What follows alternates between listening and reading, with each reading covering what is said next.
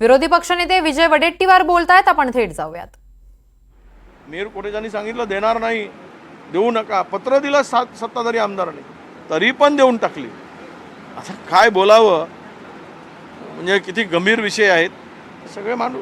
नागपूर जिल्ह्यामध्ये अतिवृष्टीग्रस्त शेतकऱ्यांच्या नावाने बोगस शेतकरी नुकसान भरपाई लाटण्याचा धक्कादायक प्रकार पुढे आलेला आहे। तर संभाजीनगरमध्ये देखील 70% पीक विम्याचे पैसे हे पीक विमा कंपन्यांनी फेटाळलेले आहेत। कसं पाहता याकडे आणि काय नेमकं शेतकऱ्यांसंदर्भात आता? काल ते कृषी मंत्री धनंजय मुंडे जे उत्तर देत होते आणि मुख्यमंत्र्यांनी स्वतःची पाठ थोपटून घेतली।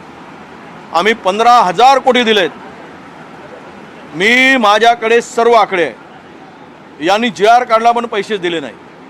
4,600 कोटीच्या वर त्यांनी पैसे दिले नाहीत। आणि 1 जानेवारी 2024 पासून जे काही आपत्ती आल्या त्याचे तर त्या पैशाचा तर पत्ताच नाही।